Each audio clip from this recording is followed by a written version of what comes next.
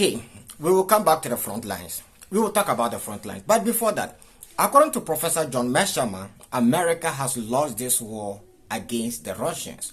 We all know that this war is between America and Russia. Well, let's watch him. The truth is, we've lost this war. The truth is, we made a major blunder thinking that we could bring the Russians to their knees and knock them out of the ranks of the great powers. And the Russians are doing very well on the battlefield relative to the Ukrainians. The Ukrainians are in deep trouble. And I want to emphasize here that whatever you think of Trump's policies towards Ukraine, he is slowly but steadily backing off from supporting Ukraine.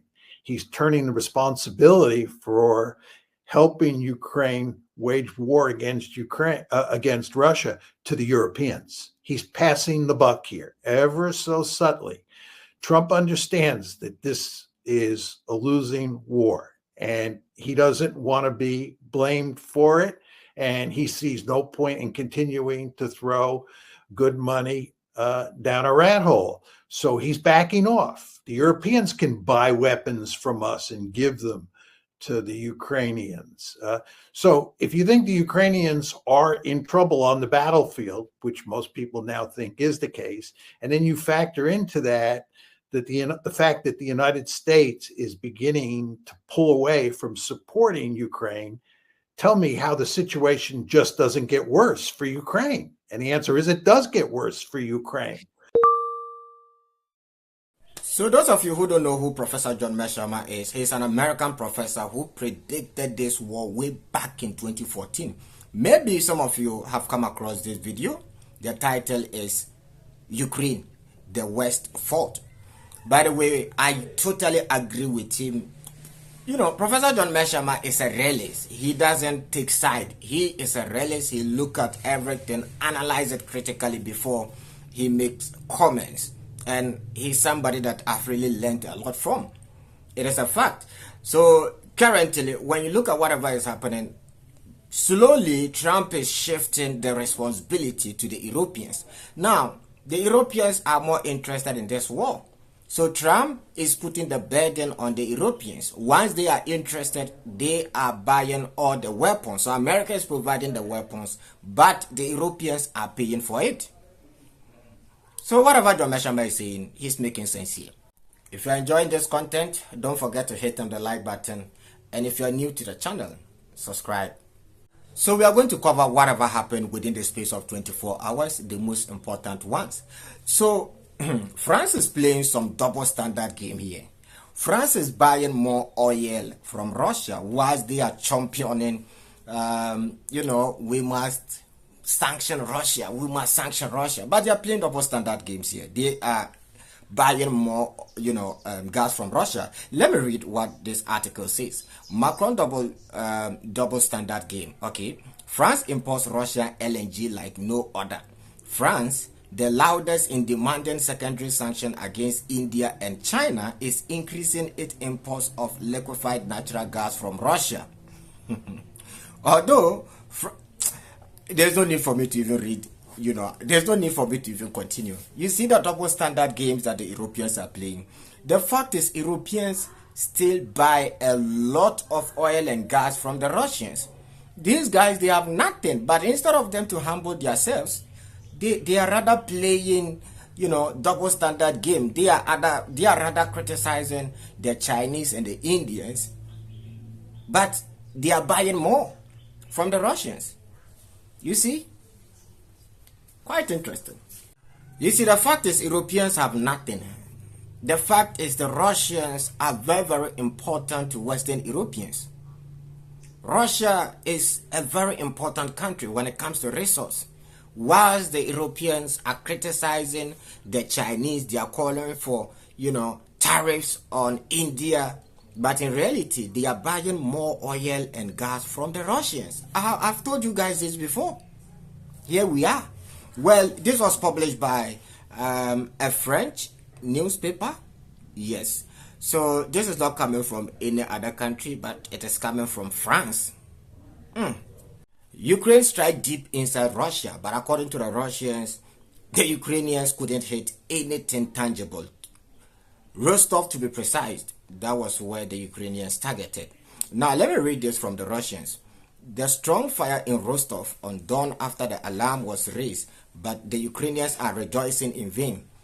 So that is what the Russians are saying. They said, whatever the Ukrainians hate was just grass. So grass that is burning, they are rejoicing in vain. According to the Russians, they couldn't hit anything tangible in the front lines.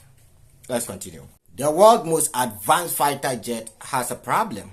United States F-35. They continue to talk a lot about the F-35. It's the most advanced fighter jet. Yes, but the F-35, if you guys observe carefully, the F-35, nobody is shooting it down.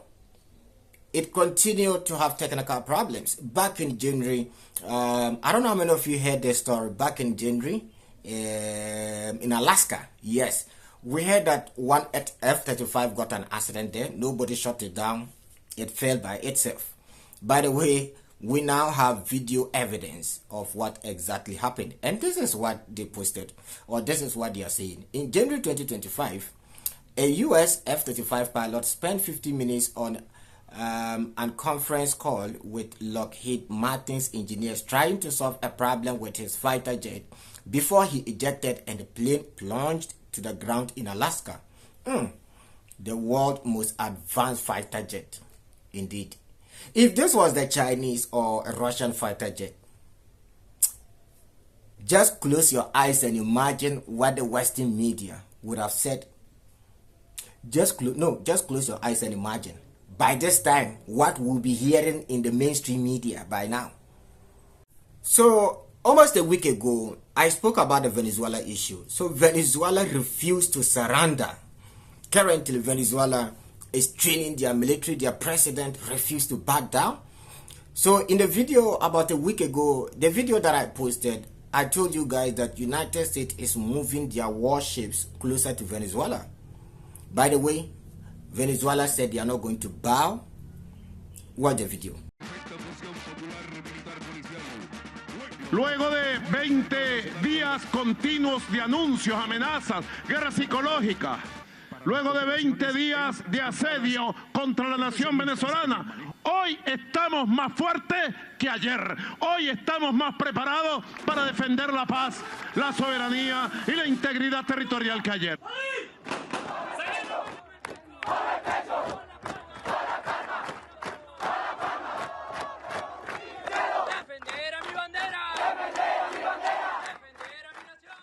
Oh, you thought Russia was done?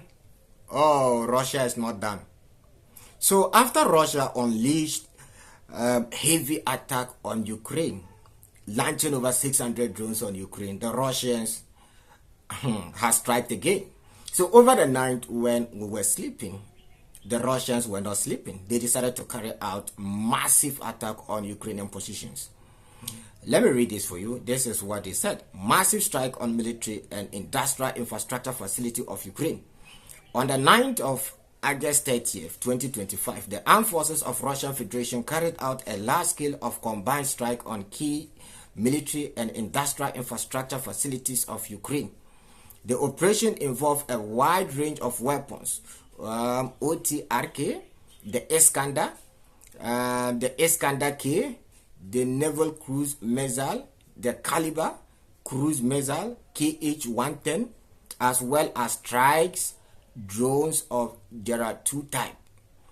Okay, so this is where they targeted. Main direction of strike, Dnipropetrovsk, among several hit targets.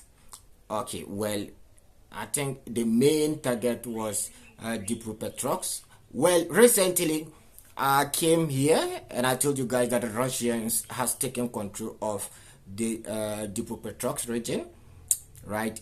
Dnipropetrovsk. These guys, they have some weird names. Yes, I told you guys that if you look at the region, the Russians control majority part of whatever. That was what, I mean, you guys, I hope you guys remember. I reported it here for you guys. So that is what the Russians are saying. By the way, let's go to the next news. In Pokrovsk, Ukrainians were not lucky. the Russians targeted Ukrainian equipment in Pokrovsk. So over the night, the Russian armed forces went after the Ukrainians. In fact, Russia has intensified their attacks on Ukrainians after the meeting with Trump. And I told you guys that I think Putin will continue to attack the Ukrainians. I hope you guys remember after the meeting, I told you guys that whatever the Europeans are saying is only going to escalate issues on the front lines. While the Western America continue to threaten the Chinese and the Indians, the Chinese is doing exact opposite of what the Americans and the West want them to do. The Chinese are currently trying to increase their, purchasing from the Russians, not just through shipping, but they want to connect a pipeline, meaning they can import in as much as they want. This is a sad news for the Western America. Of course, this is the last thing they want to see. So across the front, the Ukrainians are collecting woto. So in Zaporozhye, the Russians also attacked the Ukrainians again in Zaporozhye. Strike on aviation engine manufacturing and energy infrastructure facilities in Zaporozhye region. So this is the video, right? You can see smoke. So this particular factory was producing engines, and the Russians decided to go after it. They also destroyed drone manufacturing companies in Ukraine. By the way, guys, let me know the video length. Do you want me to make them shorter, or you want me to make them longer?